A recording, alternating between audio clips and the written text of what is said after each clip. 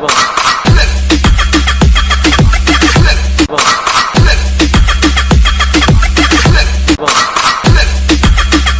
friends, আজি মই আলোচনা কৰিম নৱমমান শ্ৰেণীৰ গণিতৰ 13.2 অনুশীলনীৰ ওপৰত আৰু তাৰ পৰা মই 1 নম্বৰ যিটো প্ৰশ্ন আছে সেইটো কৰি দিবলৈ চেষ্টা কৰিছো। গতিকে অংকটো মই অলপ সহজ সৰল পদ্ধতিত কৰি দিম আৰু যদি বুজি পোৱাত সহজ হয় নিশ্চয় কমেন্ট কৰি জনাব, যাতে পৰৱৰ্তী ভিডিঅ'বিলাক বনোৱাত মোৰ অলপ সহজ হয়। আৰু যদি মোৰ চেনেলটো এতিয়ালৈকে সাবস্ক্ৰাইব কৰা নাই আপোনালোকে মোৰ চেনেলটো সাবস্ক্ৰাইব কৰিব। তো মই প্ৰথমে প্ৰশ্নটো পঢ়ি দিছো। প্ৰশ্নটো হৈছে এটা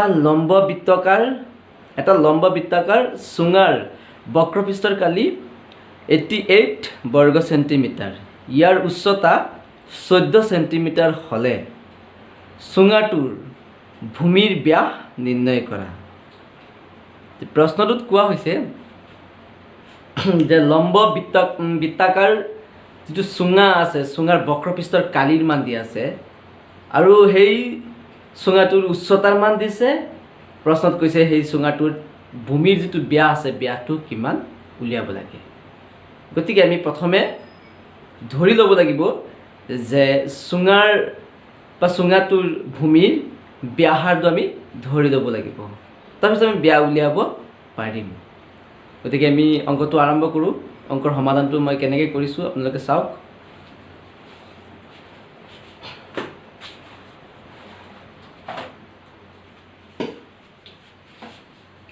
তো প্ৰথমে মই ধৰি লৈছোঁ যে ধৰোঁ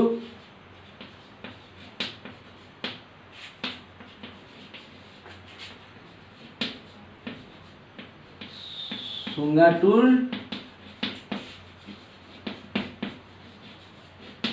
ভূমিৰ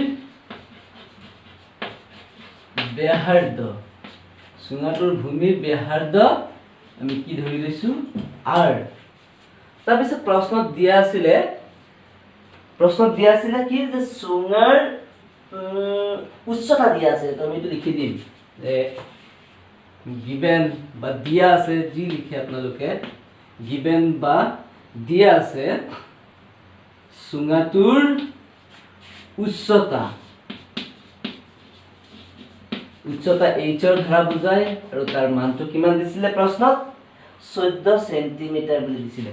সেইমতে মই লিখি দিছো ইয়াত 14 সেন্টিমিটাৰ এইটো উচ্চতাৰ মান দিয়া আছিলে। আৰু দিয়া আছিলে প্ৰশ্নটোত কি দিয়া আছিলে যে লম্ব বৃত্তাকাৰ চুঙাৰ বক্ৰপৃষ্ঠৰ কালি, চুঙাটোৰ কি দিয়া আছিলে বক্ৰপৃষ্ঠৰ কালি। আমি জানো এইটো সূত্ৰ ছাত্ৰ ছাত্ৰীসকলে মনত ৰাখিলেই হ'ল যে লম্ব বৃত্তাকাৰ যিটো চুঙা আছে সেই চুঙাৰ বক্ৰপৃষ্ঠৰ কালিৰ সূত্ৰ হৈছে 2πr/h। তো আমি লিখিম যে চুঙাটোৰ বক্ৰপৃষ্ঠৰ কালিৰ মান প্ৰশ্নত দিছে 88 বৰ্গ সেন্টিমিটাৰ। কিমান দিছিলে 88 বৰ্গ সেন্টিমিটাৰ।